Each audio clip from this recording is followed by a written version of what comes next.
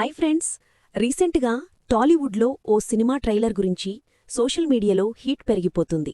అదే కాంతా. మహానటి, సీతారామం, లక్కీ భాస్కర్ వంటి వరుస బ్లాక్ బస్టర్స్ ఇచ్చిన దుల్కర్ సల్మాన్ ఇప్పుడు మరో సూపర్ ప్రెస్టీజియస్ ప్రాజెక్ట్తో వస్తున్నాడు. ఈ సినిమా పాతతరం సినిమా ఇండస్ట్రీ బ్యాక్డ్రాప్లో సాగే పీరియాడిక్ థ్రిల్లర్ డ్రామా. అంటే కథే సూపర్ ఇంట్రెస్టింగ్గా ఉందని చెప్పాలి. హైదరాబాద్లో ఈ మూవీ ట్రైలర్ లాంచ్ ఈవెంట్ గ్రాండ్గా జరిగింది. స్టేజ్పై రాణా దగ్గుబాటి, దుల్కర్ సల్మాన్ ఇద్దరూ కలిసిన సీన్ చూసి అభిమానులు ఫుల్ ఎమోషన్. ట్రైలర్ రిలీజైన వెంటనే అన్ని వర్గాల నుంచి అద్భుతమైన రెస్పాన్స్ వస్తోంది. విజువల్స్, బ్యాక్గ్రౌండ్ స్కోర్, యాక్టింగ్ అన్నీ టాప్ నాచ్. రాణా మాట్లాడుతూ ఒకసారి కాదు 3 సార్లు చెప్తారు, కాంతా నా డ్రీమ్ ప్రాజెక్ట్.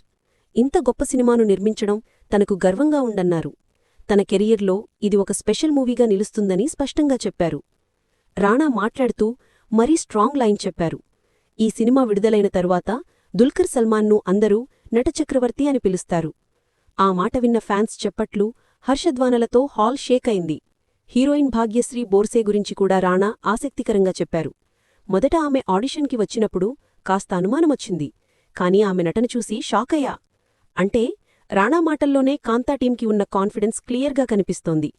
దుల్కర్ సల్మాన్ మాట్లాడుతూ, కాంతా లాంటి ప్రాజెక్టులో నటించడం మాత్రమే కాదు, ప్రొడ్యూస్ చేయడం కూడా నా అదృష్టం. ఈ సినిమా గురించి భవిష్యత్తులో అందరూ మాట్లాడుకుంటారు.